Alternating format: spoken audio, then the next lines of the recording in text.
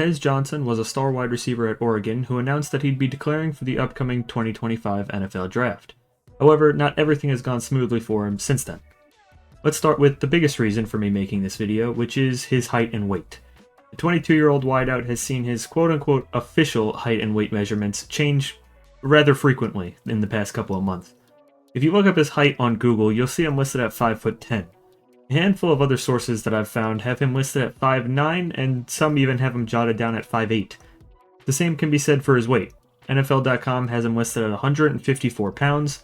Google, on the other hand, has him listed at 165 pounds due to Oregon themselves listing him as such on their school website. Besides these two main sources, I've seen reports of him sitting at 159 pounds, and some sources say as low as 144. All in all, it is such an odd situation for Tez to have wild variations of both his height and weight, fluctuations that would dramatically impact his draft stock, and have. Now, for the sake of this video and the fact that these numbers come straight from the NFL website, let's assume that he's 5'10", 154 pounds. This would still make him the lightest athlete who participated in the NFL Combine not long ago. If you'd like a reference to other NFL players who are in the league, right now, here are a few. Tank Dell currently weighs 165 pounds. Devonta Smith is at 170. Xavier Worthy is at 172, and Tyler Lockett weighs 182. Even out of his position, 5'6" running back Deuce Vaughn weighs somewhere in the 170-pound range. Considering Johnson's size, both in height and weight, you'd probably imagine that he'd fall far in the draft. After all, not many NFL teams would like a guy who can get thrown around on the field. But don't worry, for players of Johnson's size, speed is usually a great pick-me-up. Just look at Xavier Worthy. In fact, when I first heard his listed measurements, I thought for sure that his path to the NFL would involve his speed.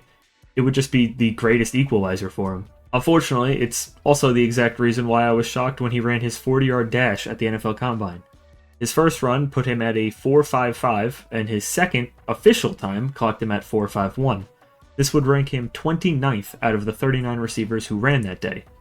And if it wasn't clear already, he was one of the smallest ones out there, especially at his position. He had an opportunity to run it again during his pro day for the Oregon Ducks, but chose not to, being confident in the time that he's already put up. When asked about his decision not to attempt the 40-yard dash again, he said, and I quote, "You can watch my tape and see that nobody can catch me. I don't think the 40 really defines you as a football player. It just shows that you can run a fast time."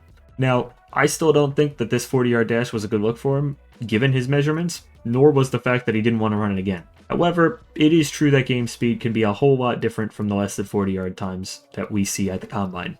Game speed is something that can't be measured, and just only shown on the field. Plus, to further give Johnson the benefit of the doubt, his time was still in the area of other smaller framed receivers such as Tank Dell and Devonta Smith. Admittedly, both of those players weighed more than him, but Tank Dell ran a slightly better 4.49, while Smith ran a 4.54. Xavier Worthy, on the other hand, ran a 4.21, so that's not much of a conversation here. Basically, what I'm getting at here is that Tez didn't have a 40-yard time that would benefit his draft stock. So when you look closer to other NFL players at wideout, especially in his frame, height, and weight-wise, it shouldn't cripple his draft stock either, because Tank Dell and Devonta were both pretty close to him. If anything, the best way to describe this 40-yard dash time is that it just didn't do anything for Tez. It didn't improve his stock like he probably would have wanted, and it didn't exactly drop him significantly far either, though I would imagine it did drop him a little bit. Also, as a little side note, he probably shouldn't have said, "If you blink, you might miss me," ahead of him running the 40-yard dash at the Combine the first time. It's not exactly a great look when you're above a 4.5 at 150 pounds. Overall, though, Johnson will need to bank heavily on his college tape, as he mentioned himself. What would be on that tape, you might ask? Well, he's got 5 years of it, split between both Troy and Oregon. He's appeared in 62 games across that span, pitching 310 passes for 3,889 yards and 28 touchdowns. He also contributed as a return specialist, taking a punt back for a score in 2024 for the Oregon Ducks. Given the way that he played in college, it's easy to see him as a type of slot specialist at the next level, with some early comparisons putting him against Los Angeles Rams receiver Tutu Atwell, although this probably just takes into account their sizes and roles. Regardless of that, Johnson also broke the single-season record at Oregon for the most receptions in a single season, with 86 of them back in 2023. What did he do to top those numbers? Well, he finished with the second most receptions in a single season in Oregon history, with 83 in 2024. As it stands right now, Johnson is being projected as a 3rd to 5th round draft pick. It's assumed that many NFL teams will rule him out almost immediately due to valuing size and strength, and even more will cross him off for his below-average 40-yard dash time. Even still, his college tape will speak to some scouts, and his name will get called eventually. For his sake, I hope that's sooner rather than later. I have no clue where he might end up, nor do I know what type of role he'll have as a rookie, though I can imagine that he'd see some early snaps on special teams in a return specialist role almost immediately. Offensive snaps, on the other hand, might be a little hard to come by outside of the slot, if he even gets those slot snaps. Plus, we can't forget that Johnson could absolutely hit the weight room in the NFL and improve upon his measurements. I mean, sure, we can't expect a dramatic growth spurt or for him to surpass DK Metcalf in muscle, but Johnson could absolutely get himself up there with both Tank Dell and Devonta Smith when it comes to weight.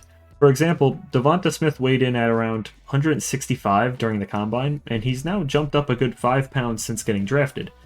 It might not sound like much, but with Johnson likely around 155, those 5 pounds would go a very long way in the NFL. Anyways, to wrap this video up, I do want to make it clear that Johnson was one of my favorite wideouts of this upcoming class. I personally wasn't expecting his 40-yard dash time to be what it was, and I'm hoping that his game speed translates so much better. I also think he should put on more weight when he gets drafted to avoid consistent injuries. I mean, the best ability is availability, we all say it. But with all that being said, Devonta Smith had worries left and right regarding his measurements and possible injuries given his weight when he entered the league, and, well, he's been just fine in the NFL. Granted, Smith was a Heisman winner in college, but that's besides the point. Smaller receivers have successfully transitioned into the NFL before, and there's a possibility that Tez can be the next. It just doesn't stop NFL teams from hearing his measurements and comparing them to his 40-yard time, and immediately ruling him off their draft boards.